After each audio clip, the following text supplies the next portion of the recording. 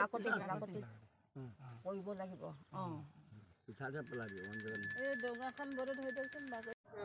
সকলোকে নমস্কাৰ জনাইছোঁ। মোৰ ভিডিঅ' এটা আপোনালোকৰ মাজলৈ আগবঢ়াইছোঁ। আপোনালোকে আশা কৰোঁ সকলোৱে ভিডিঅ'টি শেষলৈকে চাব। আজি ভিডিঅ'টি আপোনালোকে দেখা পাব শহুৰ দেউতা ঢুকাইছিলে বুলি কৈছিলোঁ যে শহুৰ দেউতা ঢুকুৱা আজি 10 দিন হৈ গ'ল। 10 দিনৰ যি 10 দিনীয়া কাম যিখিনি নিয়ম সেইখিনি আজি কৰা হৈছে। আজি পিণ্ড দিয়া হ'ব আৰু সেই গতিকে বামুণ আহিছে। আমাৰ মানে বামুণ লগোৱা হয় যে, আৰু লগতে এজন ভকতো আহিছে। আমাৰ ওচৰতে এখন নদী আছে সৰুকৈ, সেই নদীখনৰ পাৰতে আহিছোঁ। এফালে দেখিছেনে এতিয়া মানুহজনে নদীত গা ধুই মেলি শান্তি পানী দিয়া হৈছে। বামুণে আহি শান্তি পানী ৰেডি কৰি দিলে আৰু এতিয়া মানুহজনে আৰু আমি সকলোৱে শান্তি পানী খাই মেলি তাত বহিব লাগিব। আৰু এইবিলাক দেখিছেনে বামুণে যিখিনি নিয়ম কৰি আছে, মানে 10টা ডোঙা সজাই আছে প্ৰসাদৰ, আৰু 10টা ডোঙা সজাই মেলি সকলোখিনিয়ে দিয়া হয়। অকল মাহ প্ৰসাদে নহয়, পিঠা সকলোখিনিয়ে দিয়া হয়। আৰু 10টা ডোঙা মানে দশপিণ্ড বুলি কয় যে তেনেকুৱা, আৰু দশপিণ্ড দিয়া হ'ব আজি। সকলোৱে আহিছোঁ আমি ঘৰৰ পৰিয়ালৰ।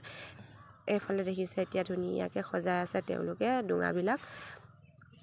আৰু আজি ভাবিলোঁ আপোনালোকক অকণমান আমাৰ পিণ্ড দিয়াৰ নিয়মসমূহ আপোনালোকৰ মাজলৈ আগবঢ়াই দিওঁ।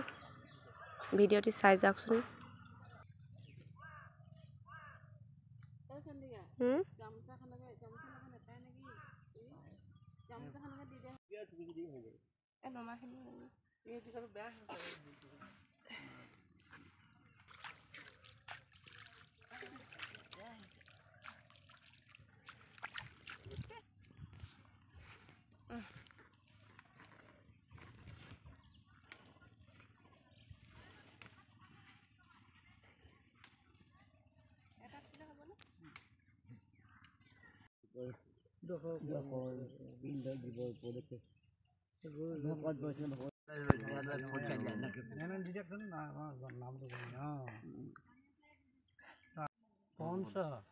পঞ্চ দেৱ ৰজা জলপিণ্ড নিত্য কৰ্ম মহাপুত্ৰ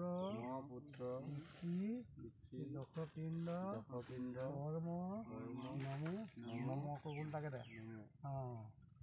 3বাৰ ল।